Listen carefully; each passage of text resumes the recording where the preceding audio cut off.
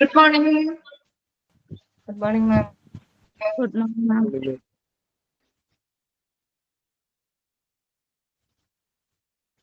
Okay, നമ്മുടെ medical records എന്ന് പറഞ്ഞ ചാപ്റ്റർ അല്ലേ പഠിച്ചുകൊണ്ടിരുന്നേ?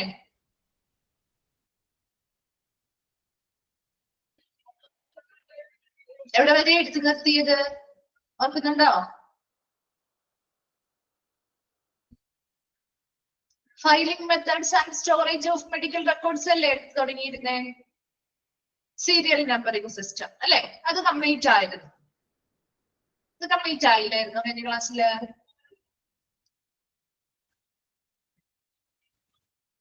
മൂന്ന് പോയിന്റ്സ് പറഞ്ഞോളൂ. ഓക്കെ ഓക്കെ ഓക്കെ, നമുക്ക് ഒന്നുകൂടി സീരിയൽ നമ്പറിംഗ് സിസ്റ്റം പറഞ്ഞിട്ട് അടുത്തയിലേക്ക് പോവാം കേട്ടോ.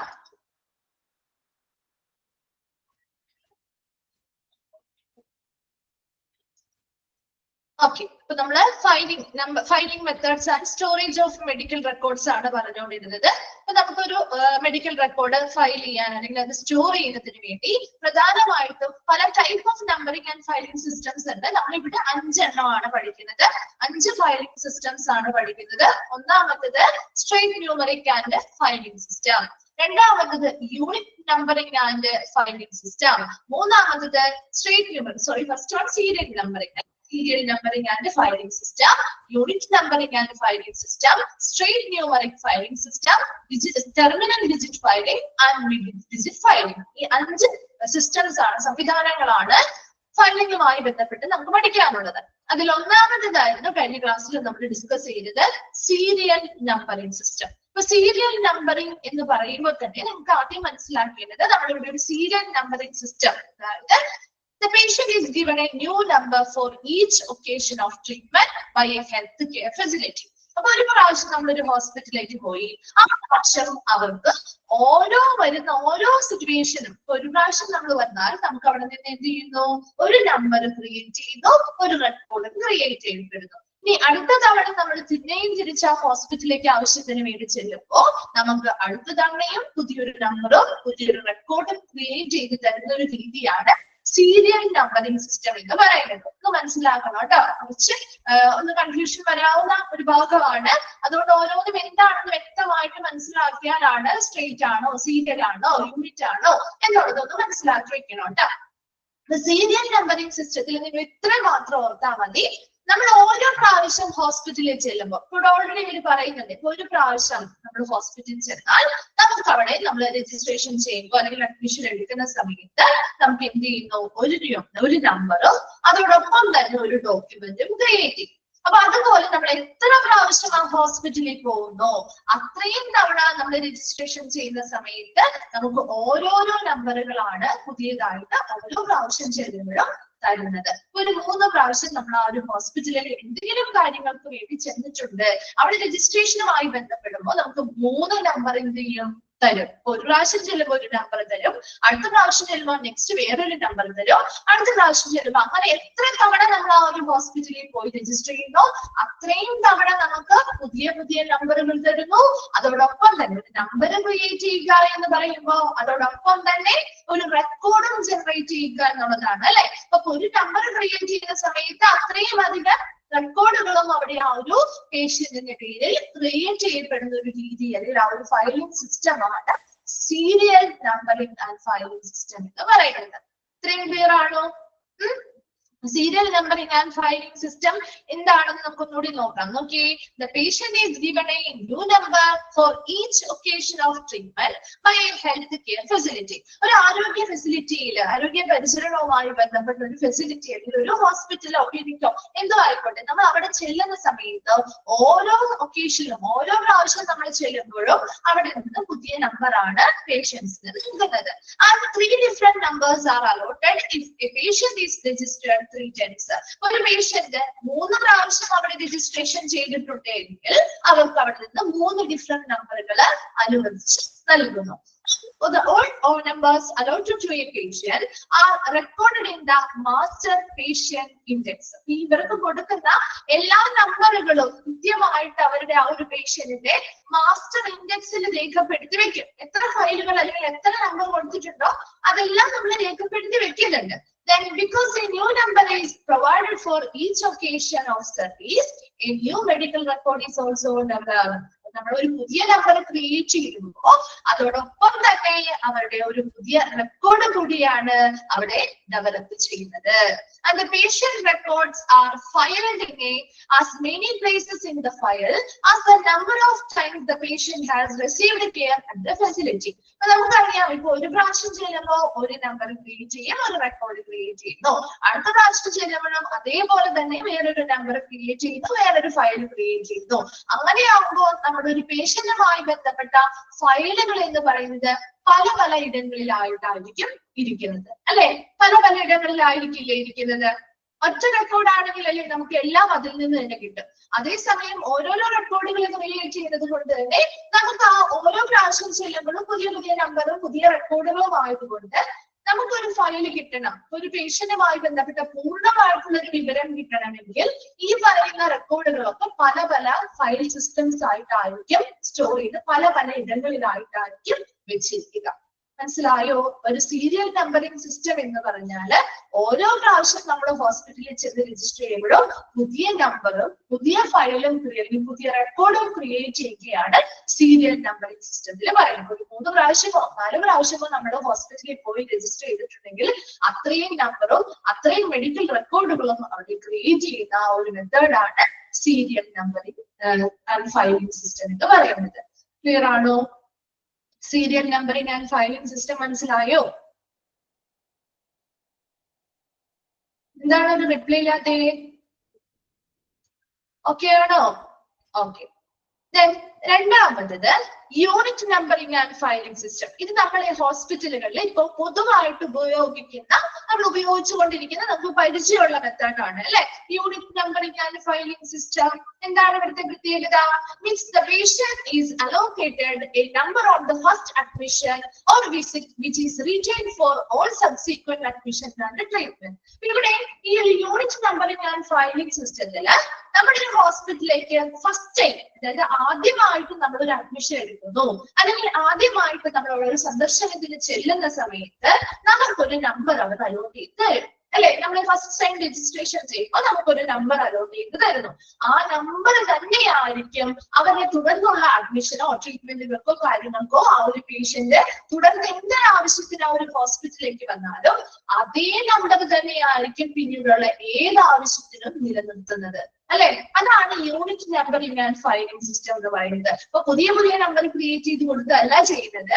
ഫസ്റ്റ് ടൈം ഒരു പേഷ്യന്റ് അവിടെ രജിസ്റ്റർ ചെയ്യുന്നു അല്ലെങ്കിൽ ഒരു അഡ്മിഷൻ എടുക്കുന്നു അല്ലെങ്കിൽ ഒരു കൺസൾട്ടേഷന് വന്നിട്ടുണ്ടെങ്കിൽ ആ ഫസ്റ്റ് ടൈം അവർക്ക് എന്ത് കൊടുക്കുന്നുണ്ട്? ഒരു നമ്പർ ക്രിയേറ്റ് ചെയ്ത് കൊടുക്കുന്നുണ്ട്. ആ ഒരു നമ്പർ തന്നെയായിരിക്കും തുടർന്നുള്ള എന്തൊരാവശ്യത്തിന് ആ ഒരു ഹോസ്പിറ്റൽ ട്രീറ്റ്മെന്റിന് വേണ്ടി പിന്നീട് വരാം, അല്ലെങ്കിൽ മറ്റെന്തെങ്കിലും കൺസൾട്ടേഷനോ മറ്റെന്തെങ്കിലും അഡ്മിഷൻസുമായി ബന്ധപ്പെട്ടോ ഒക്കെ ആ ഒരു പേഷ്യന്റ് പിന്നീട് എപ്പോ വന്നാലും ഇതേ നമ്പർ തന്നെയായിരിക്കും അവർക്ക് നമ്മൾ നിലനിർത്തി കൊടുക്കുക. അതാണ് unit numbering and filing system എന്ന് പറയുന്നത്. And the unit numbering provides a single record which is composed of all data gathered on a given patient regardless of the number or types of services provided. ഇവിടെ unit numbering എന്നുള്ള ഒരു സംവിധാനത്തില് ഒരു single റെക്കോർഡാണ് അവിടെ create ചെയ്യുന്നത്, അല്ലെ? Unit number, അതായത് ഒരു സിംഗിൾ നമ്പർ കൊടുക്കുന്നു, അതുപോലെ തന്നെ ഒരൊറ്റ റെക്കോർഡ് ആയിരിക്കും ആ ഒരു പേഷ്യന്റിന് വേണ്ടിയിട്ട് നമ്മൾ അവിടെ ക്രിയേറ്റ് ചെയ്യുന്നുള്ളൂ. ആ ഒരൊറ്റ റെക്കോർഡിനുള്ളിൽ തന്നെ ആ പേഷ്യൻസുമായി ബന്ധപ്പെട്ട എല്ലാ ഡേറ്റാസും നമ്മൾ എന്ത് ചെയ്യുന്നു? സംയോജിപ്പിച്ച് വെക്കുകയും ചെയ്യും. അതിപ്പോ എത്ര പ്രാവശ്യം ആ ഹോസ്പിറ്റലിൽ ആ പേഷ്യന്റ് വന്നിട്ടുണ്ടെന്നുള്ളത് പരിഗണിക്കുന്നില്ല. അതുപോലെ തന്നെ ഏതൊക്കെ ടൈപ്പ് സർവീസുകൾ, ചിലപ്പോൾ അവർക്ക് പല ടൈപ്പ് ഓഫ് സർവീസുകൾ കൊടുത്തിട്ടുണ്ടാവാം, അല്ലെ? ഒരു പേഷ്യന്റിന് ഒരു പ്രാവശ്യം വരുന്ന ഒരു കണ്ടീഷൻ ആയിരിക്കില്ല, ചിലപ്പോൾ അടുത്ത പ്രാവശ്യം ആ പേഷ്യന്റ് വരുന്ന സമയത്ത് അപ്പൊ അവർക്ക് പല പല സർവീസുകൾ ചിലപ്പോൾ നമ്മൾ കൊടുക്കേണ്ടതായിട്ട് വരാം. അങ്ങനെ പല സർവീസുകൾ ചിലപ്പോൾ അവർക്ക് കിട്ടിയിട്ടുണ്ടാവാം, അല്ലെങ്കിൽ പല പ്രാവശ്യം അവർ ആ ഹോസ്പിറ്റലിലേക്ക് വന്നിട്ടുണ്ടാവാം. അങ്ങനെയുള്ള കാര്യങ്ങളൊന്നും പരിഗണിക്കാതെ അതെല്ലാം ഇതിലുള്ള പല ടൈപ്പ് ഓഫ് സർവീസുകൾ കൊടുത്തിട്ടുണ്ടെങ്കിൽ അതുമായി ബന്ധപ്പെട്ട എല്ലാ വിവരങ്ങളും, പല പ്രാവശ്യം വന്നിട്ടുണ്ടെങ്കിൽ അതുമായി ബന്ധപ്പെട്ട വിവരങ്ങൾ, ഇങ്ങനെയുള്ള മൊത്തത്തിൽ ആ ഒരു പേഷ്യന്റുമായി ബന്ധപ്പെട്ട മൊത്തത്തിലുള്ള എല്ലാ ഡേറ്റാസും സംയോജിപ്പിച്ചുകൊണ്ടുള്ള ഒരു സിംഗിൾ റെക്കോർഡ് ആയിരിക്കും ഈ ഒരു യൂണിറ്റ് നമ്പറിംഗ് ആൻഡ് ഫയലിംഗ് സിസ്റ്റത്തിൽ നമ്മൾ ഉൾപ്പെടുത്തുക. ഒരൊറ്റ നമ്പർ ഉണ്ടാവുള്ളൂ, ഒരൊറ്റ റെക്കോർഡ് മാത്രമേ യൂണിറ്റ് നമ്പറിംഗ് ആൻഡ് ഫയലിംഗ് സിസ്റ്റത്തിൽ ക്രിയേറ്റ് ചെയ്യുന്നുള്ളൂ. And the patient's total medical record is thus filed as a unit in one folder under one number. ഒരൊറ്റ നമ്പറിന് കീഴിൽ ഒരൊറ്റ ഫോൾഡർ ആയിട്ട് ഒരൊറ്റ യൂണിറ്റ് റെക്കോർഡ് ആയിട്ടാണ് നമ്മൾ ആ പേഷ്യന്റിന്റെ മൊത്തത്തിലുള്ള മെഡിക്കൽ റെക്കോർഡുകൾ സൂക്ഷിക്കുന്നത്. ക്ലിയർ ആണോ? Unit numbering and filing system എന്നുള്ള പേര് തന്നെ നിങ്ങൾ മനസ്സിലാക്കുക. ഒരൊറ്റ നമ്പർ, അതിന് കീഴിൽ ഒരൊറ്റ റെക്കോർഡ്, അതിലായിരിക്കും പേഷ്യൻസ് എത്ര പ്രാവശ്യം വന്നിട്ടുണ്ടെങ്കിലും അല്ലെങ്കിൽ ഏതൊക്കെ സർവീസ് അവിടുന്ന് വാങ്ങിയിട്ടുണ്ടെങ്കിലും അല്ലെങ്കിൽ ലഭ്യമാക്കിയിട്ടുണ്ടെങ്കിലും ഇതുമായി ബന്ധപ്പെട്ട എല്ലാ തരത്തിലുള്ള ഡേറ്റാസും ഏതോ ഒരൊറ്റ റെക്കോർഡിനുള്ളിൽ നിന്ന് തന്നെ നമുക്ക് ലഭ്യമാക്കുന്ന ഒരു മെത്തേഡാണ് unit numbering and filing system എന്ന് പറയുന്നത്. ക്ലിയർ ആണോ? ഓക്കെ ആണോ? ഓക്കെ. മൂന്നാമത്തേതാണ് straight numeric filing. Straight numeric ഫയലിംഗിലെ ഒരു പ്രത്യേകത എന്താണെന്ന് വെച്ച് കഴിഞ്ഞാല് straight numeric means to be filing of records in accurate chronological order as per to medical record number. അതായത് ഇവിടെ സ്ട്രേറ്റ് ന്യൂമറിക് ഫയലിംഗില് ഏതാണ് പറയേണ്ടത്? യൂണിറ്റ് നമ്പറിംഗ് ആൻഡ് ഫയലിംഗ് ആണോ ഇബി?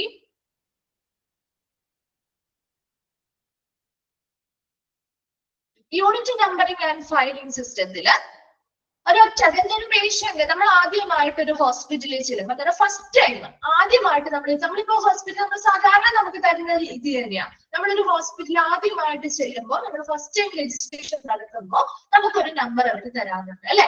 ആ നമ്പർ തന്നെയല്ലേ പിന്നീട് നമ്മുടെ എല്ലാ കാര്യങ്ങൾക്കും നമ്മൾ ആ ഒരു നമ്പറാണ് ഉപയോഗിക്കാറ് അല്ലെ?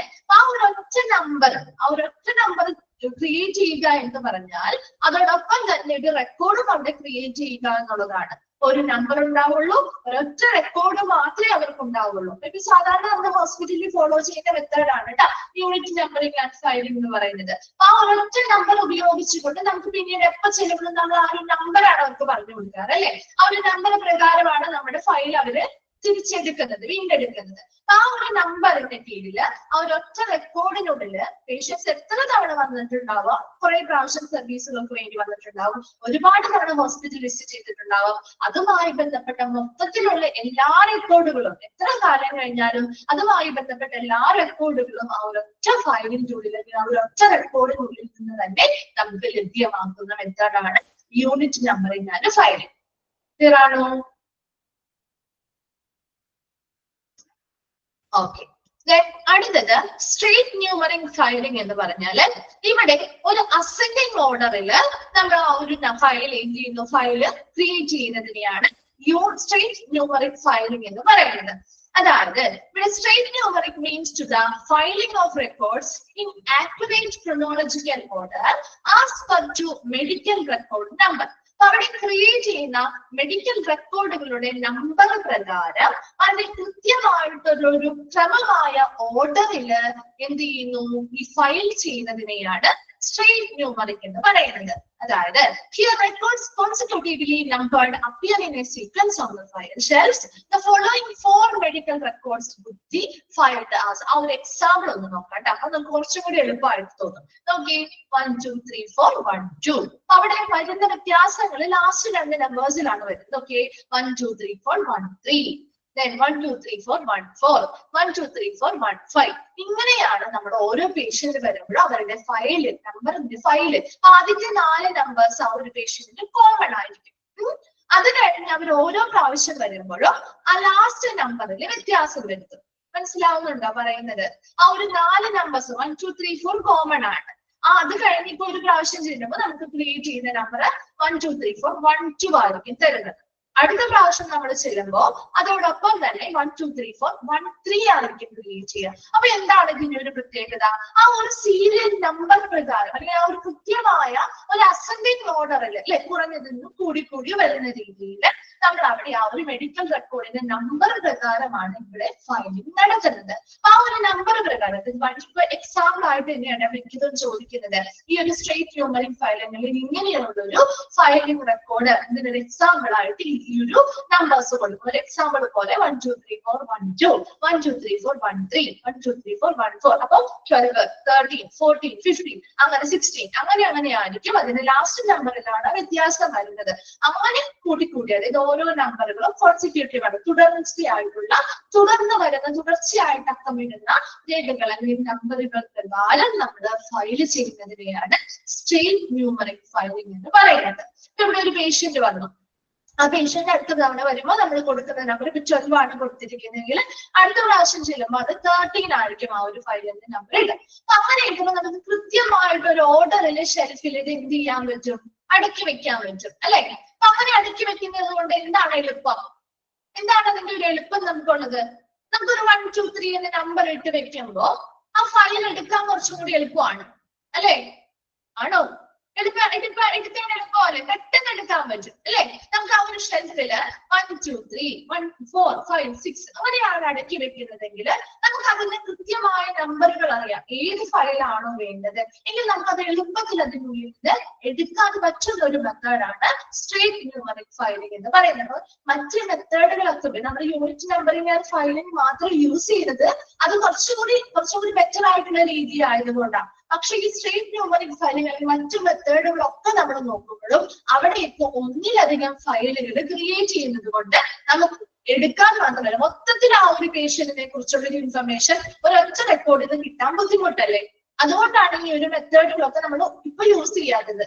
മനസ്സിലാവുന്നുണ്ടോ? അപ്പൊ ഈ ഒരു സ്ട്രേറ്റ് ന്യൂമറിക് ഫയലിംഗിലാണെങ്കിലും ഒന്നിലധികം റെക്കോർഡുകൾ ഇവിടെ ക്രിയേറ്റ് ചെയ്യപ്പെടുന്നുണ്ട്. അപ്പൊ അത് നമ്പർ ചെയ്യുന്നത് പല രീതിയിലാണെന്ന് മാത്രം. അങ്ങനെ നമ്പർ ചെയ്യുമ്പോൾ നമുക്കൊരു പേഷ്യന്റിനെ കുറിച്ച് മൊത്തത്തിൽ ഒരു ഓവറോൾ ആയിട്ടുള്ള ഒരു ഇൻഫർമേഷൻ കിട്ടണമെങ്കിൽ ഈ എല്ലാ ഫയലും കൂടി പരിശോധിച്ചാലല്ലേ കിട്ടുള്ളൂ അല്ലെ. അതേസമയം യൂണിറ്റ് നമ്പറിംഗ് ആൻഡ് ഫയലിംഗ് സിസ്റ്റത്തിൽ എങ്ങനെയാ, ആ ഒരു ഒറ്റ റെക്കോർഡ് എടുത്താൽ നമുക്ക് ആ പേഷ്യന്റിനെ കുറിച്ചുള്ള പൂർണ്ണമായിട്ടുള്ള വിവരങ്ങൾ കിട്ടില്ലേ? കിട്ടുവോ? എന്താണ് ഒരു റെസ്പോൺസ് ഇല്ലാതിരിക്കുന്നേ? കിട്ടില്ലേ? അപ്പൊ അതുകൊണ്ടാണ് നമ്മൾ ആ ഒരു മെത്തേഡ് ഇപ്പൊ കൂടുതലും ഫോളോ ചെയ്യുന്നത്. മറ്റുള്ള മെത്തേഡുകൾ ഉണ്ടായിരുന്നു, ഇങ്ങനെയുള്ള മെത്തേഡുകൾ ഉണ്ട് എന്ന് നിങ്ങൾ മനസ്സിലാക്കാൻ വേണ്ടിയിട്ടാണ് അതവിടെ കൊടുത്തിരിക്കുന്നത്. ഇപ്പൊ നമ്മൾ ഹോസ്പിറ്റലിൽ ഫോളോ ചെയ്യുന്നത് unit numbering and filing system തന്നെയാണ്. ഇവിടെ ഒരു പേഷ്യന്റ് വരുമ്പോ ആദ്യത്തെ 3 4 നമ്പേഴ്സ് അങ്ങനെ തന്നെയായിരിക്കും. അത് കഴിഞ്ഞ് വരുന്ന നമ്പേഴ്സ് 1 മുതൽ അങ്ങനെ കൂടി പോകും. അങ്ങനെ 1 2 3 4 അങ്ങനെയായിരിക്കും. അപ്പൊ അവരുടെ ആ ഒരു ഫയല് നമ്മൾ കൃത്യമായിട്ട് ഷെൽഫിൽ അടക്കി വെക്കുമ്പോഴും ഇതേ രീതിയിൽ തന്നെയാണ് അടക്കി വെക്കുന്നത്. കൃത്യമായ ഒരു നമ്പർ ഓർഡറിനനുസരിച്ച് അവരുടെ സെറ്റിംഗ് ഓർഡറിനനുസരിച്ചാണ് നമ്മൾ അവിടെ എന്ത് ചെയ്യുന്നത്, ഷെൽഫുകളിൽ ഇത് അടക്കി വെക്കുന്നത്. അപ്പൊ ആ ഒരു മെഡിക്കൽ റെക്കോർഡിന്റെ നമ്പർ പ്രകാരം നമുക്ക് എളുപ്പത്തിൽ എന്ത് ചെയ്യാൻ പറ്റും, ആ നമ്പർ അറിയാമെങ്കിൽ നമുക്ക് എളുപ്പത്തിൽ ആ ഫയല് എടുക്കാനും സാധിക്കും. അതാണ് നെക്സ്റ്റ് പറയുന്നത്. It is easy to pull any number of records consecutively numbered from the file for any purpose. കാരണം ആ തുടർച്ചയായിട്ടുള്ള നമ്പറുകളായിട്ട് തന്നെയാണ് നമ്മൾ അവിടെ ഫയൽ ചെയ്തിരിക്കുന്നത് കൊണ്ട് തന്നെ ഏതൊരു പർപ്പസിന് വേണ്ടി നമുക്ക് എളുപ്പത്തിൽ അത് എന്ത് ചെയ്യാൻ പറ്റും, അവിടെ നിന്ന് എടുക്കാനായിട്ട് സാധിക്കും. അതാണ് സ്ട്രേറ്റ് ന്യൂമറിക് ഫയലിംഗ് എന്ന് പറയുന്നത്. അപ്പൊ ഇതിന്റെയൊക്കെ ആ ഒരു എക്സാമ്പിളും ഫസ്റ്റ് സെന്റൻസ് കണ്ടോ, ആ ഒരു ഫസ്റ്റ് സെന്റൻസ് നോക്കുക, അതുപോലെ തന്നെ അതിന്റെ ആ ഒരു എക്സാമ്പിളും പഠിച്ചു വെക്കുക കേട്ടോ. ക്ലിയർ ആണോ straight numeric filing?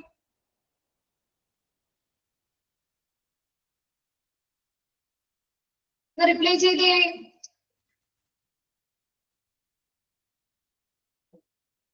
Okay, next വരുന്ന 2 എണ്ണവും ഒരുമിച്ച് നമുക്ക് നോക്കാം കേട്ടോ. നെക്സ്റ്റ് വരുന്നത് ടെർമിനൽ ഡിജിറ്റ് ഫയലിംഗും മിഡിൽ ഡിജിറ്റ് ഫയലിംഗും. ഇത് തമ്മിൽ ചെറിയ വ്യത്യാസങ്ങളേ ഉള്ളൂ. അപ്പൊ ഇതില് മിസ് പറയുന്ന കാര്യം ഒന്ന് ഇത് പഠിച്ചു കഴിയുമ്പോൾ ഒന്ന് അതിന്റെ കൂടെ എഴുതി വെക്കണം കേട്ടോ. അങ്ങനെയാണ് ക്വസ്റ്റ്യൻ വരുന്ന രീതി നിങ്ങൾക്ക് അറിയില്ലെങ്കിൽ നിങ്ങൾക്ക് അത് കൺഫ്യൂഷൻ ആവും. അതുകൊണ്ടാണ് പറയുന്നത്. ആദ്യം ടെർമിനൽ ഡിജിറ്റ് ഫയലിംഗ് എന്താണെന്ന് പറയാം, അതിന്റെ ക്വസ്റ്റ്യൻ വരുന്ന രീതിയും എങ്ങനെയായിരിക്കും എന്ന് പറഞ്ഞുതരാം കേട്ടോ. അപ്പൊ ടെർമിനൽ ഡിജിറ്റ് ഫയലിംഗില് terminal digit filing is a simple and exact filing method. വളരെ സിമ്പിൾ ആയിട്ട് നമുക്ക് കൃത്യമായിട്ടും ചെയ്യാൻ പറ്റുന്ന ഒരു മെത്തേഡാണ്. It's usually 6 number digit. ഇവിടെ നമ്മൾ ഉപയോഗിക്കുന്നത് ഒരു 6 നമ്പറിന്റെ ഡിജിറ്റ് ഉള്ള ഒരു 6 നമ്പറാണ് നമ്മൾ എപ്പോഴും യൂസ് ചെയ്യുന്നത്. അതില് ഈ 6 നമ്പറിനെ is used and divided with a hyphen into 3 parts. Each which part generally contain 2 digits? അതിനൊരു എക്സാമ്പിളേക്ക് നോക്കാം കേട്ടോ. കാണിക്കും കുറച്ചും കൂടി നമുക്ക് ബെറ്റർ ആവാം. നോക്കിയേ, ഇവിടെ ഒരു ഫസ്റ്റ് എക്സാമ്പിൾ നോക്കിയാൽ മതി. ഒരു എക്സാമ്പിളില് 6 നമ്പറുകളാണ് നമ്മളിവിടെ ഈ ഒരു ടെർമിനൽ ഡിജിറ്റ് ഫയലിംഗിന് വേണ്ടി ഉപയോഗിക്കുന്നത്. അതില് ഈ 6 നമ്പറുകളെ നമ്മൾ ഹൈഫൺ ഉപയോഗിച്ച് 3 ഭാഗങ്ങളായിട്ട് തിരിക്കുന്നു. ഓരോ ഭാഗത്തും എത്ര നമ്പർ വീതമുണ്ട്? ഓരോ ഭാഗത്തും 3 ഭാഗമായിട്ട് തിരിക്കുമ്പോൾ ഓരോ ഭാഗത്തും എത്ര നമ്പർ വീതം ഉണ്ടാവും? 2 നമ്പേഴ്സ് വീതം ഉണ്ടാവും അല്ലെ? Very good. 2 നമ്പേഴ്സ് വീതം ഉണ്ടാവും. അങ്ങനെ 2 നമ്പറുകൾ വീതമുള്ള 3 ഭാഗങ്ങളായിട്ട് നമ്മൾ ആ ഒരു 6 നമ്പറിനെ ഹൈഫൺ വെച്ച് തിരിക്കുകയാണ്. അത്രയും ക്ലിയർ ആണോ? ഇത്രയും ക്ലിയർ ആണോ? അത് ശ്രദ്ധിച്ചിരിക്കണോട്ടാ. ഇനി ഈ 6 നമ്പറുകളില് നമ്മൾ സാധാരണയായിട്ട് പറയാറ് primary number, secondary number, tertiary number പറയാറുണ്ട് അല്ലെ? നമ്മൾ യൂസ് ചെയ്യാറുള്ളതാണ്. പ്രൈമറി നമ്പർ സ്വാഭാവികമായിട്ട് നമ്മൾ ഏത് നമ്പറിനാണ് കൊടുക്കാറ്? പ്രൈമറി നമ്പർ എന്നൊക്കെ പറയുന്നത് നമ്മൾ ഏത് നമ്പറിനാ ശരിക്കും കൊടുക്കാറ്? ഫസ്റ്റ് 2 നമ്പേഴ്സിനാണ് നമ്മൾ കൊടുക്കാറ് അല്ലെ? പക്ഷേ ഇവിടെ കുറച്ച് വ്യത്യാസമുണ്ട്. ഇവിടെ കുറച്ച് വ്യത്യാസം ഉണ്ടെന്ന് പറഞ്ഞാല് the primary digits are the last 2 digits on the right hand side of the number. എപ്പോഴും നിങ്ങൾ നോക്കേണ്ടത് ഒരു നമ്പർ നമ്മൾ ഒരു നമ്പർ എഴുതി വെച്ചിട്ട് നമ്മൾ നേരെ നോക്കുമ്പോൾ അതിന്റെ റൈറ്റ് സൈഡ് അതിന്റെ ലെഫ്റ്റ് സൈഡ് അങ്ങനെയാണ് ഇവിടെ കണക്കാക്കുന്നത് കേട്ടോ. അല്ലാതെ നമ്മൾ ആ ഒരു നമ്പറിന്റെ പൊസിഷനിൽ നിന്ന് നോക്കുമ്പോഴല്ല, ഒരു നമ്പറിനെ നമ്മൾ നോക്കുമ്പോൾ ആ നമ്പറിന്റെ റൈറ്റ് സൈഡ് ലെഫ്റ്റ് സൈഡായിട്ട് നമുക്ക് തോന്നുന്ന സൈഡില്ലേ? മനസ്സിലാവുന്നുണ്ടോ? ഒരു നമ്പർ നമ്മൾ നോക്കുമ്പോൾ അതിന്റെ റൈറ്റ് സൈഡും ലെഫ്റ്റ് സൈഡുമാണെന്ന് നമുക്ക് തോന്നുന്നത്. അങ്ങനെയാണ് ഇവിടെ നോക്കാട്ടെ കണക്കാക്കുക. അല്ലെങ്കിൽ മിസ്റ്റേക്ക് വരുവേ. അപ്പൊ നോക്കി, പ്രൈമറി ഡിജിറ്റ്, ഇവിടെ പ്രൈമറി ഡിജിറ്റ് എന്ന് കൺസിഡർ ചെയ്യുന്നത് ഫസ്റ്റ് 2 നമ്പേഴ്സ് അല്ല, മറിച്ച് ലാസ്റ്റ് 2 നമ്പേഴ്സ് ഏതൊക്കെയാണ്? On the right hand side of the number. ആ ഒരു നമ്പറിനെ ഇങ്ങനെ നമ്മുടെ നമ്പറിനെ നോക്കുമ്പോൾ ആ നമ്പറിന്റെ റൈറ്റ് സൈഡിലുള്ള നമ്പർ, ലാസ്റ്റത്തെ ആ എക്സാമ്പിൾ തന്നെ നിങ്ങൾ പറയണം കേട്ടോ. എക്സാമ്പിൾ നോക്കിയിട്ട് പറയണേ. എക്സാമ്പിളില് 12 ഉണ്ട്, 34 ഉണ്ട്, 56 ഉണ്ട് ഇല്ലേ? അതില് പ്രൈമറി ഡിജിറ്റ് എന്ന് പറഞ്ഞാൽ last 2 digit on the right hand side of the number ഏതാണ് വരിക? ഏതാ പ്രൈമറി ഡിജിറ്റ്? 56 ആണ് അല്ലെ? 56. അതായത് ലാസ്റ്റ് 2 ഡിജിറ്റ്സ്. ആ ഒരു നമ്പറിന്റെ റൈറ്റ് സൈഡ് നമ്മൾ ഇങ്ങനെ നോക്കുമ്പോൾ ആ നമ്പറിന്റെ റൈറ്റ് സൈഡിലുള്ള 2 എണ്ണമാണ് എന്തെന്ന് പറയുന്നത്? പ്രൈമറി ഡിജിറ്റ് ആയിട്ട് കൺസിഡർ ചെയ്യുന്നത്. ഇത്രയും ക്ലിയർ ആണോ? ഇത്രയും ക്ലിയർ ആണോ? സെക്കൻഡറി ഡിജിറ്റ് എന്ന് പറയുന്നത് മിഡിൽ ഡിജിറ്റ് ആണ്. രണ്ടിന്റെയും നടുക്ക് വരുന്ന 2 നമ്പേഴ്സ് ആണ് സെക്കൻഡറി ഡിജിറ്റ് ആണ്. അതിൽ വ്യത്യാസമില്ല അല്ലെ? നമ്മൾ സെക്കൻഡറി എന്ന് പറയുന്നത് നടുക്ക് വരുന്നത് അല്ലെങ്കിൽ രണ്ടാമത് വരുന്നത് തന്നെയാണ് അല്ലെ? പറയാം. സെക്കൻഡറി ഡിജിറ്റ് എന്ന് പറയുന്നത് മിഡിലായിട്ട് വരുന്ന 2 എണ്ണം. ഏതാ വരുന്നത്? 34 ആണ് കേട്ടോ. ഇനി ടെർഷറി ഡിജിറ്റ് അപ്പൊ ഏതായിരിക്കും? The first two എന്നാണ് കേട്ടോ അവിടെ. First 2 numbers on the left side of the number. നമ്പറിന്റെ ലെഫ്റ്റ് സൈഡിൽ കാണുന്ന ഫസ്റ്റ് 2 നമ്പേഴ്സിനെയാണ് നമ്മൾ ഏത് നമ്പേഴ്സ് എന്ന് പറയുന്നത്? ടെർഷറി ഡിജിറ്റ് എന്ന് പറയുന്നത്. ഇതാണ് ഇവിടെ പ്രധാനമായിട്ടും നിങ്ങൾ പഠിക്കേണ്ട 3 കാര്യങ്ങൾ. അപ്പൊ പ്രൈമറി ഡിജിറ്റ് എവിടെ വരുന്നു, സെക്കൻഡറി ഡിജിറ്റ് എവിടെ വരുന്നു, ടെർഷറി ഡിജിറ്റ് എവിടെ വരുന്നു എന്നാൽ മാത്രമേ നിങ്ങൾക്ക് ഈ ഒരു ഫയലിംഗ് മാറിപ്പോകാതിരിക്കുള്ളൂ കേട്ടോ. കാരണം അടുത്തത് വരുമ്പോൾ അത് വ്യത്യാസം വരും. അതുകൊണ്ട് തന്നെ നിങ്ങൾ അതിന്റെ കൂടെ ഒന്ന് നോട്ട് ചെയ്ത് വെച്ചേക്കാം. ടെർഷറി ഒരു 500 ഇട്ട്, സെക്കൻഡറി ഒരു 500 ഇട്ട്, പ്രൈമറി ഒന്ന് എഴുതി വെച്ചേ. അങ്ങനെയാവുമ്പോ അല്ലെങ്കിൽ ആ ഒരു എക്സാമിന് താഴെ എഴുതി വെച്ചാലും മതി കേട്ടോ. അപ്പൊ കുറച്ചും കൂടി എളുപ്പമായിരിക്കും. ആ ഒരു എക്സാമിന് താഴെ എഴുതി വെക്കാം. ഫസ്റ്റ് ഏതാണ്? ഫസ്റ്റ് 2 നമ്പേഴ്സ് ഏതാ വരുന്നത്? ഏതാണ് ഡിജിറ്റ്? ഫസ്റ്റ് 2 നമ്പേഴ്സിൽ നമ്മൾ ഏത് ഡിജിറ്റ് എന്താ പറയുന്നത്? ഈ ഒരു ഫയലിംഗ് സിസ്റ്റത്തില് ഏതെന്താ? പ്രൈമറി ആണോ, സെക്കൻഡറി ആണോ, ടെർഷറി ആണോ? ടെർഷറി അല്ലേ? Tertiary number. പ്രൈമറി ആണോ ആദ്യത്തെ 2 നമ്പറിനെ നമ്മൾ പറയാ റൂബി? പ്രൈമറിയിലാണോ പറഞ്ഞത് സർ? പ്രൈമറി ഏതാ? ലാസ്റ്റ് 2 ഡിജിറ്റ് അല്ലേ പ്രൈമറി എന്ന് പറഞ്ഞേ? മനസ്സിലാവുന്നില്ലേ? പറയുന്നത് ക്ലിയർ ആവുന്നുണ്ടോ? ഓക്കെ. അപ്പൊ ആദ്യം ടെർഷറി, അത് കഴിഞ്ഞ് അടുത്തത് 2 നമ്പേഴ്സിനെ പറയാ എന്ത് ഡിജിറ്റ് എന്നാ പറയുന്നേ? സെക്കൻഡറി അല്ലേ? അപ്പൊ ഒരു ടെർഷറി കഴിഞ്ഞ് ഒരു 500 ഇട്ടിട്ട് സെക്കൻഡറിനെ ഇതാ. ഇനി ലാസ്റ്റ് 2 നമ്പേഴ്സിനെ പ്രൈമറി അല്ലേ? അപ്പൊ ടെർഷറി ഒരു 500, സെക്കൻഡറി അതിന് കഴിഞ്ഞൊരു ഹൈഫൺ ഇട്ടിട്ട് പ്രൈമറിയിലേക്ക് വെക്കുക കേട്ടോ. മാറിപ്പോകരുതേ, അങ്ങനെ തന്നെ പഠിച്ചു വെച്ചേക്കണം കേട്ടോ. ഒരു ടെർഷറി അല്ലെങ്കിൽ ഒരു ടെർമിനൽ ഡിജിറ്റ് ഫയലിംഗിൽ ഇങ്ങനെയാണ് നമ്പറിംഗ് സിസ്റ്റം വരുന്നത് എന്നൊന്ന് ഉറച്ചെന്നൊന്നും ബൈ ഹാർട്ടിൽ പഠിച്ചു വെച്ചേക്കണം കേട്ടോ. അതുപോലെ ഒരു എക്സാമ്പിൾ നോക്കാം. ഇനി ഈ ഒരു എക്സാമ്പിൾ നോക്കി. ഇനി ഇവിടെ ഫയലിംഗ് എങ്ങനെയാ വരുന്നതാണ് മിസ് പറയുന്നത്. അപ്പൊ ഇതില് പ്രൈമറി നമ്പർ, അതായത് പ്രൈമറി നമ്പർ ഏതാ? പ്രൈമറി നമ്പർ ഏത്? ഇതില് ഈ എക്സാമ്പിളിൽ പ്രൈമറി നമ്പേഴ്സ് ഏത് വരും? ലാസ്റ്റ് രണ്ടെണ്ണം അല്ലെ? ഏതൊക്കെയാണ്? 56 ആണ് വരുന്നത് അല്ലെ? അപ്പൊ 56 നോക്കി ആ ഒരു എക്സാമ്പിളില് 56 മാറുന്നുണ്ടോ? മാറുന്നുണ്ടോ? ഇല്ല അല്ലെ? അപ്പൊ ഈ ഒരു ടെർഷറി ഡിജിറ്റ് ഫയലിംഗില് അതുപോലെ തന്നെ മിഡ് ഡിജിറ്റ് ഫയലിംഗിലാണെങ്കിലും പ്രൈമറി ഡിജിറ്റ് വ്യത്യാസം വരില്ല. മറിച്ച് വ്യത്യാസം വരുന്നത് രണ്ടെണ്ണങ്ങളിലായിരിക്കും. സെക്കൻഡറിയും ടെർഷറി ഡിജിറ്റിലുമായിരിക്കും വ്യത്യാസങ്ങൾ വരിക. അതിനനുസരിച്ചാണ് നമ്മൾ ഫയൽ ചെയ്യുന്നത്. അതില് ഇപ്പൊ നിങ്ങൾ നോക്കുമ്പോ എക്സാമ്പിൾ നിങ്ങൾ നോക്കുമ്പോ നിങ്ങൾ പറയും സെക്കൻഡറി നമ്പറിലും വ്യത്യാസം വരുന്നില്ലല്ലോ അല്ലെ? എക്സാമ്പിൾ കാണുമ്പോ സെക്കൻഡറി നമ്പറിൽ വ്യത്യാസം ഉണ്ടോ? ഉണ്ടോ? നോക്കിയിട്ട് പറഞ്ഞേ ഇല്ല അല്ലെ? പക്ഷേ ഇവിടെ എന്താണ് വ്യത്യാസം എന്ന് പറഞ്ഞാല് ഇവിടെ ഫസ്റ്റ് രണ്ട് നമ്പേഴ്സ് കണ്ടോ നിങ്ങള്? 12, 13. അതങ്ങനെ കോൺസിക്യൂട്ടീവ് ആയിട്ടുള്ള നമ്പേഴ്സ് അല്ലേ? തുടർച്ചയായിട്ടുള്ള നമ്പറുകളല്ലേ വരുന്നത്? 12, 13, 14, 15, 16, 17 അങ്ങനെ പോകും. അപ്പൊ അത് ആ ഒരു നമ്പർ സ്റ്റാർട്ട് ചെയ്യുന്നത് 00 നിന്നാണ്. 00 മുതല് ഈ ഒരു നമ്പർ, അതായത് 15, 16, 17 അങ്ങനെ പോയി 99 വരെയോ ആണ് ആദ്യത്തെ നമ്പറിംഗ് സിസ്റ്റം എന്ന് പറയുന്നത്. ആ 99 വരെ വന്നു കഴിയുമ്പോ അവിടെ നമ്പർ രണ്ടാമത്തെ സെക്കൻഡിലെ നമ്പർ എത്രയാവും? 34 എന്നുള്ളത് 35 ആയി മാറും. മനസ്സിലാവുന്നുണ്ടോ പറയുന്നേ? അപ്പൊ ആദ്യത്തെ ആ രണ്ട് നമ്പേഴ്സിൽ, അതായത് 12, 13, 14, 15 അങ്ങനെ പോകുന്ന ടെർഷറി നമ്പറിന് 99 വരെ വന്നു കഴിയുമ്പോ അടുത്തത് എന്താണ് വ്യത്യാസം വരിക? അടുത്ത നമ്പർ ഏതായിരിക്കും? 99 കഴിഞ്ഞാൽ പിന്നെ ഏത് നമ്പറിലേക്ക് പോവാ? 00യിലേക്ക് പോകും. അതിനോടൊപ്പം തന്നെ സെക്കൻഡറി നമ്പർ എത്രയാവും? 35 ആവും കേട്ടോ. 34 എന്നുള്ളത് 35 ആയി മാറും. ഇങ്ങനെയാണ് അവിടെ ഫയലിംഗ് നടക്കുക. മനസ്സിലാവുന്നുണ്ടോ? ക്ലിയർ ആവുന്നുണ്ടോ? മിസ് പറയുന്നത് ക്ലിയർ ആവുന്നുണ്ടോ? ഇത്തിരി ഒന്ന് കൺഫ്യൂസിംഗ് ആണ്, അതുകൊണ്ടാണ് ഒന്ന് ശ്രദ്ധിച്ചിരിക്കണം എന്ന് പറയുന്നത് കേട്ടോ. ഒരു ടെർഷറി ടെർമിനൽ ഡിജിറ്റ് ഫയലിംഗില് ടെർമിനൽ ആ ഒരു പേരിൽ തന്നെ നിങ്ങൾക്ക് കണക്ട് ചെയ്യാൻ പറ്റണം. ഏത് നമ്പറിലാണ് ഏറ്റവും കൂടുതൽ വ്യത്യാസം വരുന്നത്? ടെർഷറി നമ്പറിലാണ് അല്ലെ?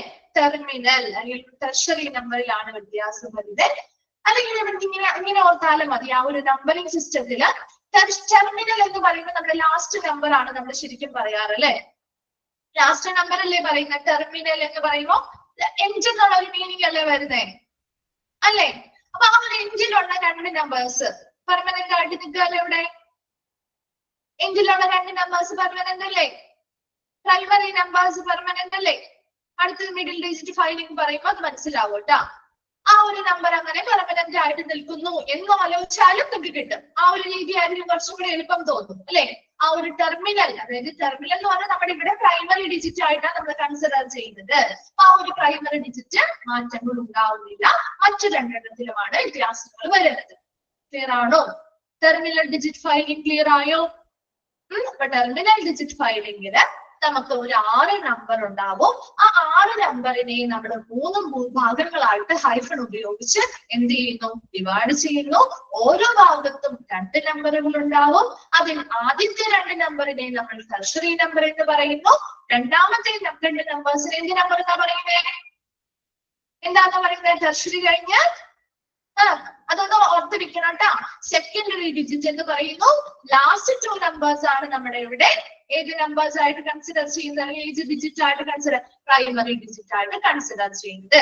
അതിന്റെ എക്സാമ്പിളും പഠിച്ചു വെക്കാം. ഇത്രയും ക്ലിയർ ആണോ? ഇത് മനസ്സിലായാൽ മാത്രമേ നിങ്ങൾക്ക് മിഡിൽ ഡിജിറ്റ് ഫയലിംഗ് പറയുമ്പോൾ ക്ലിയർ ആവുള്ളൂ. ഓക്കെ അല്ലേ? നെക്സ്റ്റ് വണ്ണിലേക്ക് പോട്ടെ മിസ്. ഓക്കെ, ഇനി അടുത്തത് middle digit filing. Middle digit ഫയലിംഗില് it is a substitute for terminal digit filing. Terminal digit ഫയലിന് പകരമായിട്ട് നമുക്ക് സബ്സ്റ്റിറ്റ്യൂട്ട് ചെയ്ത് ഉപയോഗിക്കാൻ പറ്റുന്ന ഒരു ഫയലിംഗ് മെത്തേഡ് ആണ് മിഡിൽ ഡിജിറ്റ് ഫയലിംഗ്. ഇവിടെയും ഇതുപോലെ തന്നെ നമ്മൾ ടെർഷറി അല്ലെങ്കിൽ ടെർമിനൽ ഡിജിറ്റ് ഫയലിംഗ് പഠിച്ചതുപോലെ തന്നെയാണ്, ചെറിയ വ്യത്യാസം മാത്രമേ ഉള്ളൂ. ഇതില് here the primary, secondary and tertiary digit are in different position. Terminal digit ഫയലിംഗിൽ പറഞ്ഞ പൊസിഷനുകളിലല്ല ഈ മിഡിൽ ഡിജിറ്റ് ഫയലിംഗില് പ്രൈമറി, സെക്കൻഡറി, ടെർഷറി പൊസിഷൻസ് വരുന്നത്. വ്യത്യാസമുണ്ട്. അതാണ് അവിടുത്തെ വ്യത്യാസങ്ങൾ വരുന്നത് കേട്ടാ. നോക്കിയേ, ഇവിടെ middle part of the digit are the primary digit. Middle part of the digit ഏതാ? ഒരു എക്സാമ്പിൾ നോക്കിയിട്ട് പറഞ്ഞേ. Middle part of the digit ഏതൊക്കെയാണ് വരുന്ന ഡിജിറ്റുകള്? Middle part of the digit primary എന്ന് അറിയപ്പെടുന്നു 68 അല്ലെ, 68. ആ 68 എന്ന നമ്പർ ആണ് പ്രൈമറി ഡിജിറ്റ് ആയിട്ട് വരുന്നത്. ക്ലിയർ ആണല്ലോ.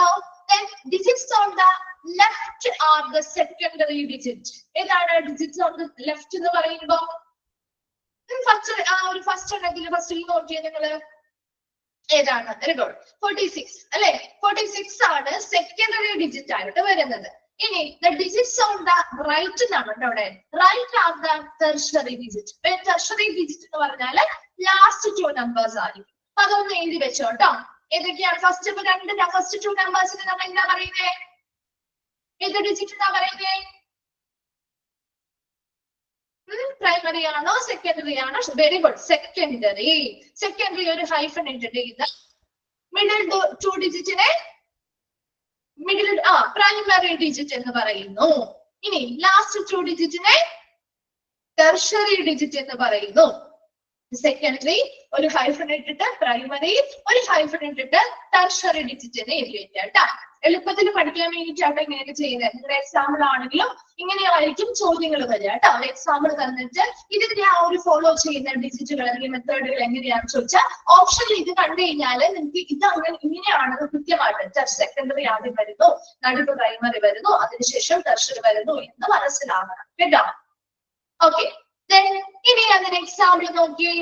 എക്സാമ്പിളില് ഇവിടെ ആ ഒരു പേര് കണ്ടോ? മിഡിൽ ഡിജിറ്റ് ഫയലിംഗ് ആണ്. ഇവിടുത്തെ മിഡിൽ ഡിജിറ്റ് ഏതാ വരുന്നത്? ഏതാണ് ആ മിഡിൽ ഡിജിറ്റിന്റെ പേരെന്താ?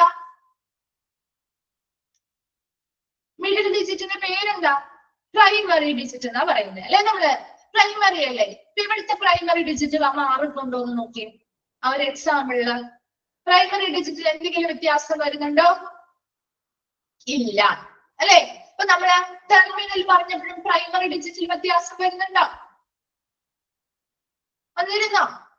ഇല്ല അല്ലെ. അപ്പൊ അങ്ങനെ മനസ്സിലാക്കി പഠിച്ചാലും ഓക്കെ ആണ്. അപ്പൊ അവിടെ മിഡിൽ ഡിജിറ്റിലാണെങ്കിൽ മിഡിൽ ഡിജിറ്റ് എന്ന് പറയുന്നത് ഇവിടെ വരുമ്പോൾ പ്രൈമറി ഡിജിറ്റ് ആണ് അല്ലെ. അപ്പൊ പ്രൈമറി ഡിജിറ്റില് വ്യത്യാസം വരുന്നില്ല. ടെർമിനൽ ഡിജിറ്റ് ഫയലിംഗിലാണെങ്കിലും ടെർമിനൽ നമ്പേഴ്സ് വരുന്നത് ഏതാ? പ്രൈമറി ഡിജിറ്റുകളാണ്. അവിടെയും വ്യത്യാസം വരുന്നില്ല. ഇനി ഇവിടെയും സെക്കൻഡറി ആൻഡ് ടെർഷറി ഡിജിറ്റുകളിലാണ് വ്യത്യാസം വരിക. നേരത്തെ മിസ് പറഞ്ഞ പോലെ തന്നെ ആ ഒരു എക്സാമ്പിൾ ഒന്ന് നോക്കിയേ. ആ ഒരു മിഡിലുള്ള 68 എന്ന് പറയുന്ന പ്രൈമറി നമ്പറിൽ യാതൊരു വ്യത്യാസവും വരുന്നില്ല. എന്നാൽ സെക്കൻഡറി ആൻഡ് ടെർഷറി നമ്പറിൽ വ്യത്യാസം വരുന്നുണ്ടോ? സെക്കൻഡറി ആൻഡ് ടെർഷറി നമ്പറിൽ വ്യത്യാസം വരുന്നില്ലേ? അപ്പൊ സെക്കൻഡറി നമ്പറിലല്ല, ആദ്യം ടെർഷറി നമ്പേഴ്സ് നിങ്ങൾ നോക്കാം. ടെർഷറി നമ്പർ എന്ന് പറഞ്ഞാൽ ലാസ്റ്റ് ഉള്ള 2 നമ്പേഴ്സ് അല്ലെ. ഒരെണ്ണം 96 ആണെങ്കിൽ അടുത്തത് 97 ആവുന്നു, 98 ആവുന്നു, 99 വരെയാണ് വരുള്ളൂ. അത് കഴിഞ്ഞ് പിന്നെ ഏത് നമ്പർ വരുന്ന നേരത്തെ പറഞ്ഞത്? 99 കഴിഞ്ഞാല് 00 അല്ലെ. 00 വന്നപ്പോ 46 ആയിരുന്ന സെക്കൻഡറി നമ്പർ 47 ആയി മാറി. മനസ്സിലാവുന്നുണ്ടോ പറയുന്നത്? ഇനി 47 ആയി മാറി. പിന്നെയും എന്ത് ചെയ്യുന്നു? 00 വന്നു, 01 വന്നു, 02 വന്നു, അങ്ങനെ പോയി 99 വരെ എത്തും. അതിനുശേഷം അടുത്ത 00 വരുമ്പോ 47 മാറിയത് 48 ആയിട്ട് മാറും. ക്ലിയർ ആയോ?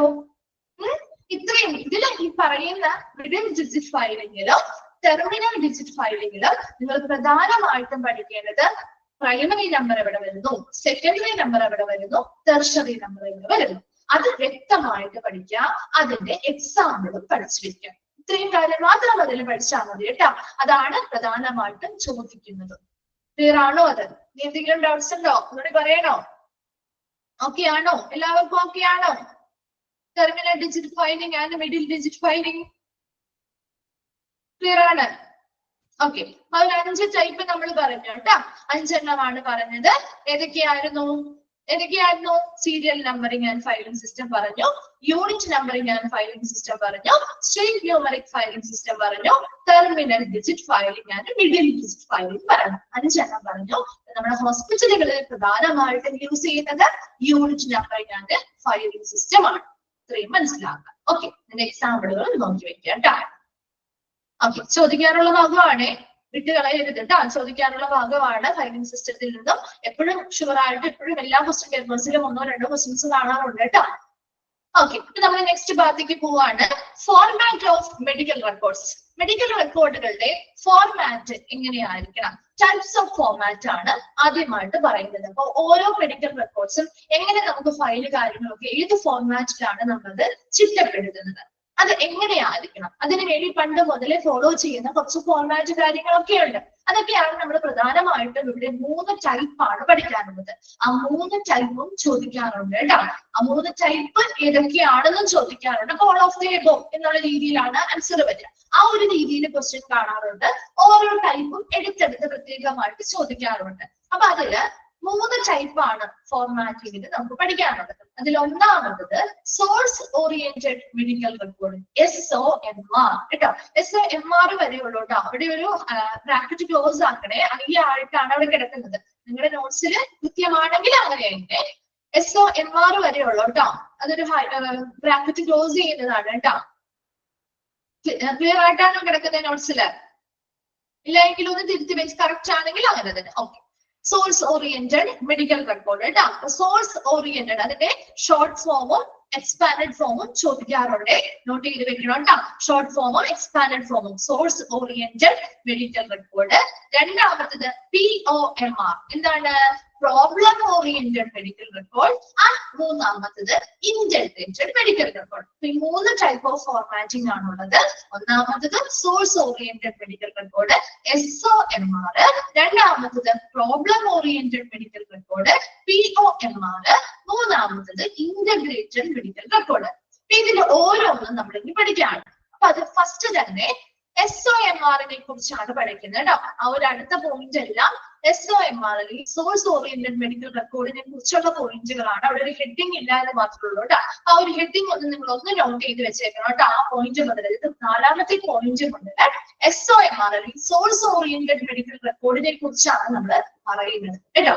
അപ്പൊ അത് സെപ്പറേറ്റ് ആണ്, അല്ലെങ്കിൽ അതിന്റെ കൂടെ ഉള്ളതാണ് ടൈപ്പ് ആണെന്ന് വിചാരിക്കരുത് കേട്ടോ. ടെസ്റ്റിലുണ്ട്. ഓക്കെ, അപ്പൊ നോക്കിയേ, SOMR സോഴ്സ് ഓറിയന്റഡ് മെഡിക്കൽ റെക്കോർഡുകൾ എന്ന് പറഞ്ഞാൽ ആ ഒരു പേരിൽ നിന്ന് തന്നെ നമുക്ക് മനസ്സിലാക്കാൻ പറ്റണം. സോഴ്സ്, അതിന്റെ സ്രോതസ് അല്ലെ, ആ ഒരു സ്രോതസ്സിൽ നിന്ന് വരുന്ന റെക്കോർഡുകളെ നമ്മൾ കൃത്യമായിട്ട് ഫയൽ ചെയ്യുന്ന ഒരു മെത്തേഡാണ് സോഴ്സ് ഓറിയന്റഡ് മെഡിക്കൽ. പറയുമ്പോൾ നമുക്ക് മനസ്സിലാവും. നോക്കിയേ, medical record is arranged in sections in accordance with the patient care department which provide the care and the data.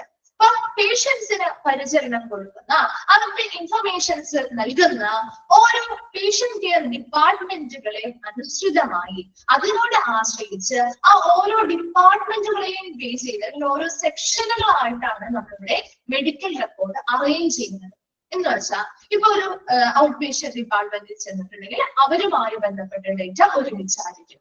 ഒരു ഇൻപേഷ്യന്റ് ഡിപ്പാർട്ട്മെന്റ് അല്ലെങ്കിൽ ഒരു റേഡിയോളജി ഡിപ്പാർട്ട്മെന്റിൽ പോയാൽ അതുമായി ബന്ധപ്പെട്ട സെക്ഷൻ, അതൊരു സെക്ഷൻ അല്ലേ, അതുമായി ബന്ധപ്പെട്ട എല്ലാ ഫോർമാറ്റും അല്ലെങ്കിൽ എല്ലാ റെക്കോർഡുകളും ഒരുമിച്ചായിരിക്കും വരിക. മനസ്സിലാവുന്നുണ്ടോ? സാധാരണ നമ്മുടെ ഒരു റെക്കോർഡ് എങ്ങനെയാണ് നമ്മുടെ സാധാരണ ഒരു റെക്കോർഡ്? അറ്റ് എ ടൈം നമ്മൾ ആ ഒരു ട്രീറ്റ്മെന്റ് എന്ത് തരുന്നു അല്ലെ, അതിനനുസരിച്ച് അവർക്ക് എന്തൊക്കെ മാറ്റങ്ങൾ ഉണ്ടായി, എന്തൊക്കെ ലാബ് ടെസ്റ്റുകൾ ചെയ്തു, അതൊക്കെ ആ ഒരു ടൈം ടു ടൈം ആയിട്ട് നമ്മൾ വെക്കുന്നത് അല്ലെ. ഓരോ സമയത്തും ചെയ്യുന്നത് ഒരുമിച്ച് വെച്ച് പോകുന്നത് അല്ലെ. അതേസമയം ഇവിടെ സോഴ്സ് ഓറിയന്റഡ് മെഡിക്കൽ റെക്കോർഡ് നിങ്ങൾ ഇത്രയും മാത്രം ചിന്തിച്ചാൽ മതി. ഒരു ലബോറട്ടറി പോയി നമ്മൾ കുറച്ച് ടെസ്റ്റുകൾ ചെയ്യും, അത് ഒരുമിച്ച് വെക്കും. അതിന്റെ ഫയലുകൾ അല്ലെങ്കിൽ റിപ്പോർട്ടുകളെല്ലാം ഒരുമിച്ച് വെക്കും, ഒരു സെക്ഷൻ ആയിട്ട് വെക്കും. അപ്പൊ അതുപോലെ തന്നെ ഇപ്പൊ റേഡിയോളജി ഡിപ്പാർട്ട്മെന്റിൽ നമ്മൾ പോയി എന്തെങ്കിലും എക്സ്റേയോ സ്കാനിങ്ങോ കാര്യങ്ങളോ ഒക്കെ ചെയ്തിട്ടുണ്ടാവാം. അത് പല സമയങ്ങളിൽ ചെയ്തതാവാം അല്ലെ. ഒരു ദിവസം തന്നെ എല്ലാം ചെയ്യണമെന്നില്ലല്ലോ. പല സമയങ്ങളിൽ ചെയ്തതാണെങ്കിൽ കൂടി അതൊരു സെക്ഷനായിട്ട് തിരിച്ച് അതൊരുമിച്ചായിരിക്കും വെക്കുന്നത്. അങ്ങനെയാണ് source oriented medical record create ചെയ്യുക. മനസ്സിലാവുന്നുണ്ടോ? അപ്പൊ അതാ വരുന്ന സ്രോതസ്സിനനുസരിച്ചാണ് നമ്മളിവിടെ അറേഞ്ച് ചെയ്യുന്നത്. ഒരു ഏത് ഡിപ്പാർട്ട്മെന്റിൽ നിന്ന് വരുന്നോ അതിനനുസരിച്ച് ഒരുമിച്ച് അത് വെക്കും. ആ ഒരു ഡിപ്പാർട്ട്മെന്റിന് വേണ്ടി ഒരു സെക്ഷൻ ക്രിയേറ്റ് ചെയ്യുന്നു. അവിടെ അതുമായി ബന്ധപ്പെട്ട എല്ലാ പേപ്പറുകളും മുമ്പ് തുടങ്ങിയുള്ളതും പിന്നീട് പുതിയതായിട്ട് വന്നതുമായിട്ടുള്ള എല്ലാ റെക്കോർഡുകളും അല്ലെങ്കിൽ എല്ലാ റിപ്പോർട്ടുകളും ആ ഒരു സെക്ഷനിൽ നോക്കുമ്പോഴാണ് നമുക്ക് കിട്ടുക. അങ്ങനെ മെഡിക്കൽ റെക്കോർഡ് അറേഞ്ച് ചെയ്യുന്നതാണ് സോഴ്സ് ഓറിയന്റഡ് ട്രഡീഷണൽ ആയിട്ട് നമ്മൾ യൂസ് ചെയ്തുകൊണ്ടിരുന്ന ഒരു മെത്തേഡാണ്. ക്ലിയർ ആവുന്നുണ്ടോ പറയുന്നത്? എളുപ്പത്തിൽ മിസ് പറഞ്ഞാൽ നിങ്ങൾക്ക് പെട്ടെന്ന് മനസ്സിലാക്കാൻ വേണ്ടിയിട്ടാണ് നിങ്ങൾക്ക് പറഞ്ഞിരുന്നത്. Hence the name source oriented. അതുകൊണ്ടാണ് ആ ഒരു പേര് വന്നിരിക്കുന്നത്. സോഴ്സ് അല്ലെങ്കിൽ അതിന്റെ സ്രോതസ്സിൽ നിന്ന് വരുന്നതിനനുസരിച്ച് സോഴ്സ് എവിടെ നിന്നാണ്, ഒരു റേഡിയോളജി ഡിപ്പാർട്ട്മെന്റ് ആണെങ്കിൽ അതുമായി ബന്ധപ്പെട്ട സ്രോതസ്സിൽ നിന്ന് വരുന്ന എല്ലാ റിപ്പോർട്ടുകളും ഒരുമിച്ച് ആ ഒരു സെക്ഷനിൽ നമ്മൾ വെക്കും.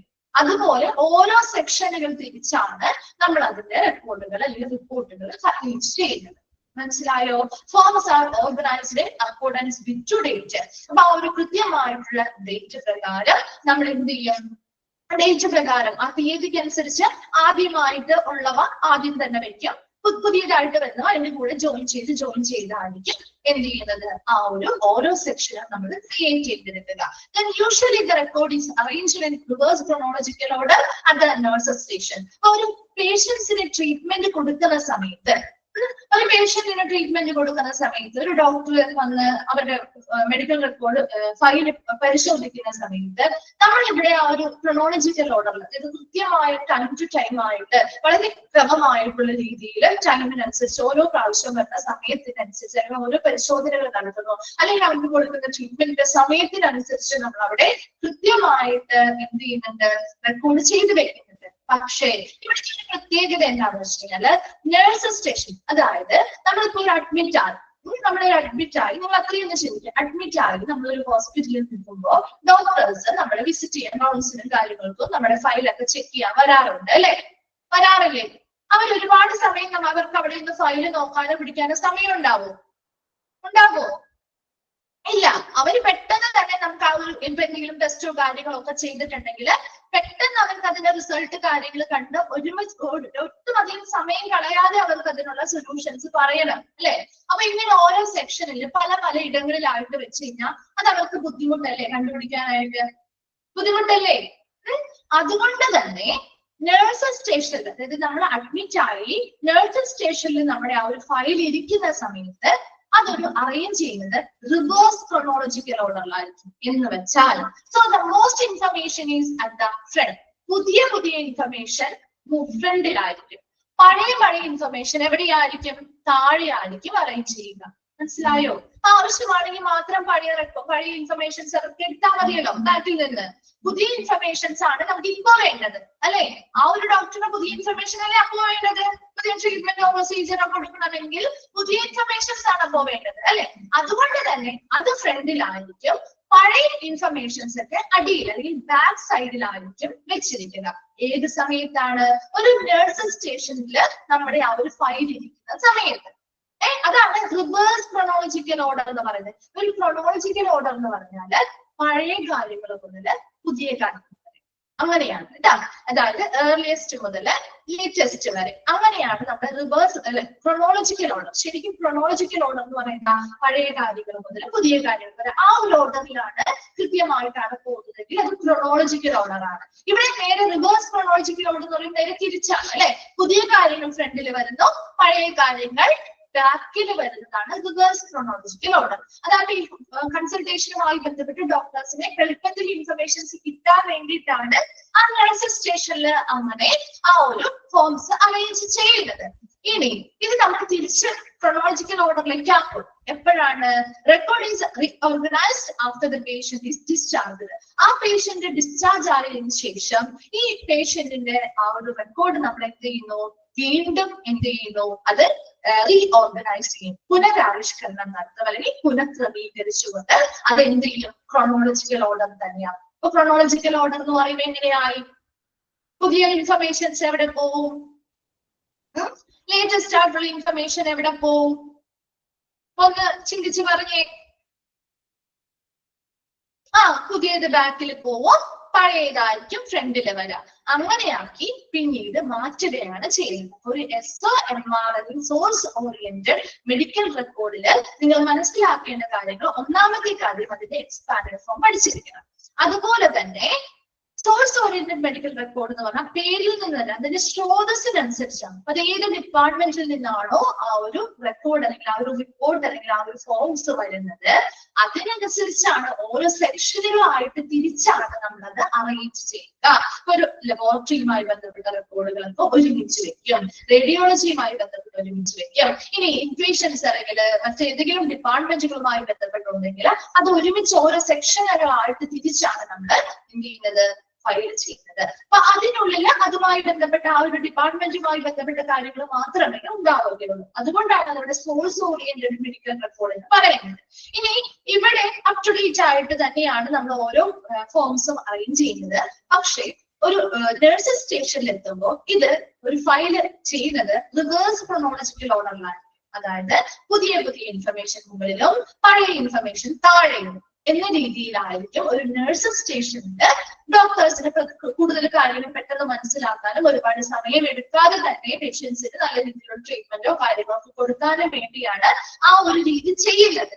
എന്നാൽ ഈ പേഷ്യന്റ് ഡിസ്ചാർജ് ആയി പോയതിനു ശേഷം നമ്മൾ അവരുടെ ആ ഒരു റെക്കോർഡ് പുനഃക്രമീകരിക്കുകയും ചെയ്യുന്നുണ്ട്. എങ്ങനെയാക്കി മാറ്റുന്നു?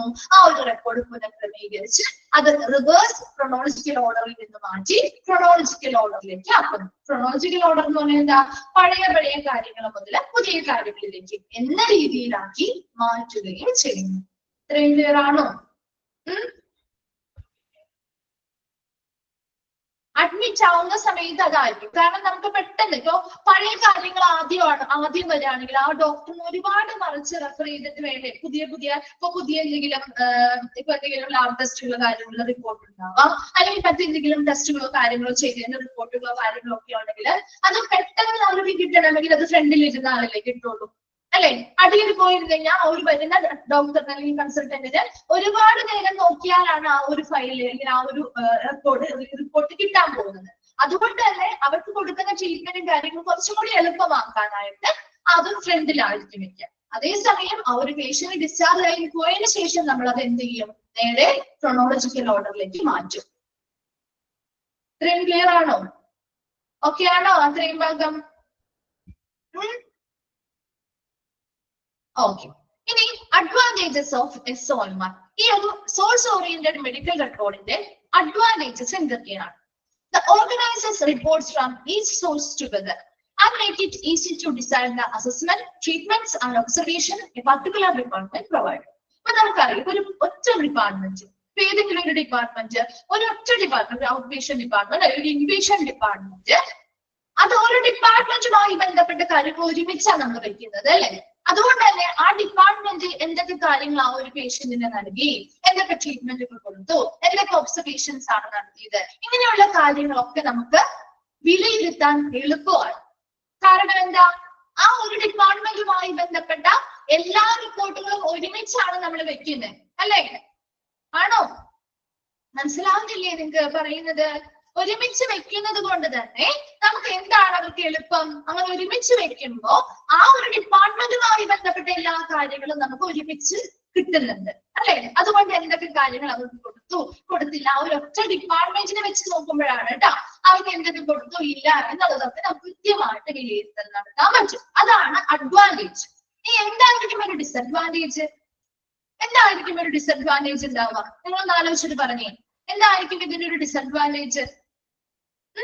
ആ ഒരു പേഷ്യന്റിനെ കുറിച്ചുള്ള പൂർണ്ണമായിട്ടുള്ള ഒരു അവരുടെ പ്രോബ്ലത്തെ കുറിച്ചും അവരുടെ പൂർണ്ണമായിട്ടുള്ള ഇൻഫർമേഷൻ നമുക്ക് അങ്ങനെ നോക്കുമ്പോൾ കിട്ടുമോ?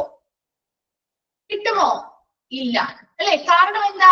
അവരുടെ റിപ്പോർട്ടുകളും കാര്യങ്ങളും ഓരോരോ സെക്ഷനുകളിലായിട്ട് ഇരിക്കുന്നത് കൊണ്ട് തന്നെ ഒരുപാട് സമയം എടുത്താൽ മാത്രമേ നമുക്ക് ആ ഒരു പേഷ്യന്റിനെ കുറിച്ചുള്ള പൂർണ്ണമായ ഒരു ഇൻഫർമേഷൻ നമുക്ക് ലഭ്യമാക്കാൻ പറ്റുള്ളൂ. പെട്ടെന്ന് നോക്കിയാൽ നമുക്ക് അവർക്കുള്ള കാര്യങ്ങളെല്ലാം നമുക്ക് എന്ത് ചെയ്യാൻ പറ്റില്ല, മനസ്സിലാക്കിയെടുക്കാൻ ബുദ്ധിമുട്ടാണ്, ഇല്ലേ? ഏതൊരു മെത്തേഡിനും അതിൻ്റെതായ ബുദ്ധിമുട്ടുകളുണ്ട്. നോക്കി, not possible to rapidly decide all of the patient problem. പേഷ്യൻസിന്റെ എല്ലാ വിധത്തിലുമുള്ള പ്രോബ്ലംസ് ഒന്നും നമുക്ക് പെട്ടെന്ന് തീരുമാനിക്കാൻ പറ്റില്ല. And treatments being given for the patient at given time. ഒരു നിശ്ചിത സമയത്ത് ഒരു പേഷ്യന്റിന് എന്തൊക്കെ ട്രീറ്റ്മെന്റുകൾ കൊടുത്തു, അല്ലെങ്കിൽ അവരുടെ പ്രോബ്ലം എന്താണ് എന്നൊക്കെ ആ ഒരു നിശ്ചിത സമയം കൊണ്ട് നമുക്ക് പെട്ടെന്നൊന്നും ചിലപ്പോൾ ഈ ഒരു SOMR ഫോർമാറ്റിൽ ഫയൽ ചെയ്ത് വെച്ചാൽ അല്ലെങ്കിൽ അത് ഫോർമാറ്റ് ചെയ്ത് വെച്ചാൽ ചിലപ്പോൾ നമുക്ക് കണ്ടുപിടിക്കാൻ അല്ലെങ്കിൽ നിർണ്ണയിക്കാൻ പാടാണ്, ബുദ്ധിമുട്ടാണ്. And as the data from the different departments are arranged in sections and not in accordance with the problems of the patient. ഒരിക്കലും ഇവിടെ നമ്മുടെ ഓരോ ഡിപ്പാർട്ട്മെന്റിനും വൈസ് ആണ് നമ്മൾ എന്ത് ചെയ്യുന്നത്, ഡേറ്റാസ് അറേഞ്ച് ചെയ്യുന്നത്. അതുകൊണ്ട് തന്നെ അല്ലാതെ പേഷ്യൻസിന്റെ പ്രോബ്ലത്തെ ആശ്രയിച്ചോ അല്ലെങ്കിൽ അവരുടെ ഓരോ സമയത്തും വരുന്ന റിപ്പോർട്ടുകൾക്ക് ആശ്രയിച്ചോ അങ്ങനെയൊന്നും അല്ല അറേഞ്ച് ചെയ്യുന്നത്. ഓരോ ഡിപ്പാർട്ട്മെന്റുകൾ ബേസ് ആണ് അറേഞ്ച് ചെയ്യുന്നത്. അതുകൊണ്ട് തന്നെ നമുക്ക് ഈ പേഷ്യന്റിന് ഒരു പ്രോബ്ലം കണ്ടുപിടിക്കണം, അല്ലെങ്കിൽ അവർക്ക് എന്തൊക്കെ ട്രീറ്റ്മെന്റുകൾ മൊത്തത്തിൽ കൊടുക്കും എന്നൊക്കെ നമുക്ക് നിർണ്ണയിക്കണമെങ്കിൽ, തീരുമാനിക്കണമെങ്കിൽ ഈ ഓരോ സെക്ഷനുകളും പരിശോധിച്ചാൽ മാത്രമേ നമുക്കത് കൊടുക്കാൻ പറ്റുള്ളൂ, അല്ലെ? അപ്പൊ അങ്ങനെ കുറച്ച് സമയം എടുത്താൽ മാത്രമേ നമുക്ക് ആ കണ്ടുപിടിക്കാൻ പറ്റും. കാരണം എല്ലാ റിപ്പോർട്ടും അതിനുള്ളിൽ ഉണ്ട്. പക്ഷെ നമുക്ക് ഓരോ സെക്ഷനുകളും തിരിച്ച് അത് കൃത്യമായിട്ട് പരിശോധിച്ചാൽ മാത്രമേ, കുറച്ച് സമയം എടുത്ത് പരിശോധിച്ചാൽ മാത്രമേ ആ പേഷ്യന്റിന്റെ പ്രോബ്ലംസും അവരുടെ കണ്ടെത്തലുകളും കാര്യങ്ങളും ഒക്കെ മനസ്സിലാവുള്ളൂ. അല്ലാതെ പെട്ടെന്ന് നോക്കി പെട്ടെന്ന് നമുക്ക് അതിനൊരു പ്രോബ്ലത്തിന് ഒരു സൊല്യൂഷനോ കാര്യങ്ങളോ കണ്ടെത്തി കൊടുക്കാൻ ഈ ഒരു ഫോർമാറ്റിലൂടെ സാധിക്കില്ല. ക്ലിയർ ആയോ? ഒരു SOMR ഫോർമാറ്റ് ട്രഡീഷണലി നമ്മൾ യൂസ് ചെയ്തുകൊണ്ടിരുന്ന ഒരു ഫോർമാറ്റ് ആണ് സോഴ്സ് ഓറിയന്റഡ്. എവിടെ നിന്നാണോ ആ ഒരു റിപ്പോർട്ടിന്റെ സ്രോതസ് അതിനനുസരിച്ചാണ് നമ്മൾ ഓരോ സെക്ഷനുകളായിട്ട് തിരിച്ച്, ഓരോ ഡിപ്പാർട്ട്മെന്റുകൾക്കും ഓരോ സെക്ഷനുകളായിട്ട് തിരിച്ചാണ് ഫയലിനുള്ളിൽ ഓരോ റിപ്പോർട്ടുകളും സൂക്ഷിക്കുന്നത്. ക്ലിയർ ആണോ? അതിന്റെ അഡ്വാൻറ്റേജും ഡിസഡ്വാൻറ്റേജും വേഗം ഒന്ന് വായിച്ചു നോക്കിയാൽ SOMR ഫോർമാറ്റ്.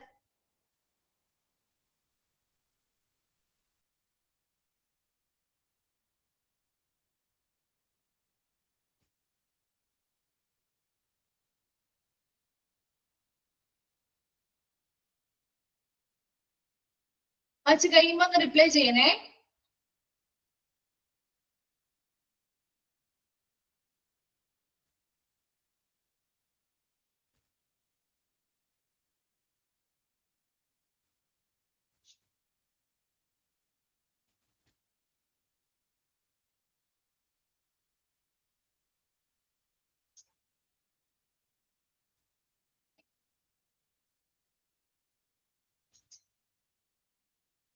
ക്ലിയർ ആണോ?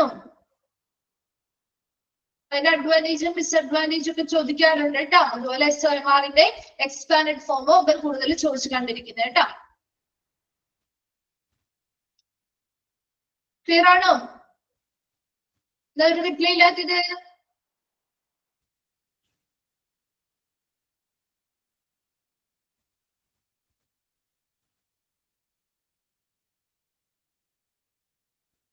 അഡ്വാൻറ്റേജ് ഒന്നുകൂടി പറയണോ?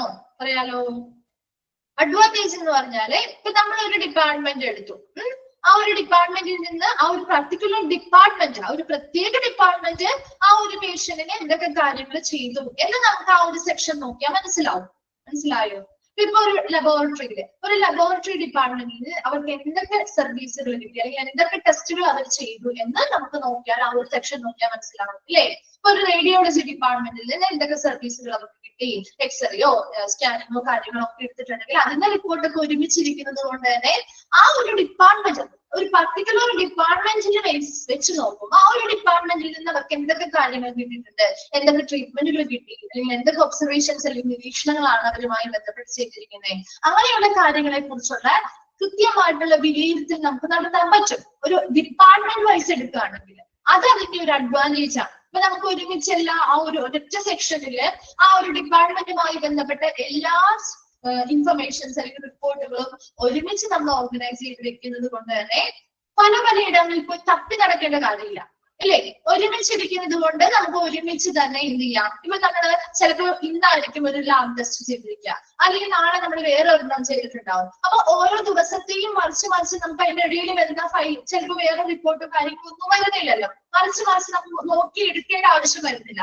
ഒരുമിച്ചിരിക്കുന്നത് കൊണ്ട് തന്നെ നമുക്ക് ആ ഒരൊറ്റ ഡിപ്പാർട്ട്മെന്റിനെ കുറിച്ചുള്ള കാര്യങ്ങൾ മനസ്സിലാക്കാൻ പറ്റും ഈ ഒരു മെത്തേഡിലൂടെ. അതാണ് അതിന്റെ അഡ്വാൻറ്റേജ്. എന്നാൽ ഡിസഡ്വാൻറ്റേജ് എന്താ? ഒരൊറ്റ ഡിപ്പാർട്ട്മെന്റിനെ പറ്റിയാലേ നമുക്ക് ഒരുമിച്ച് കിട്ടുള്ളൂ, അല്ലെ?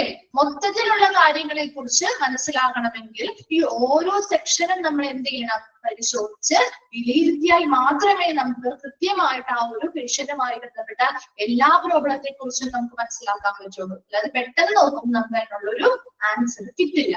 അതാണ് അതിന്റെ ഡിസഡ്വാൻറ്റേജ്. മനസ്സിലായോ? ക്ലിയർ ആണോ? ഓക്കെ.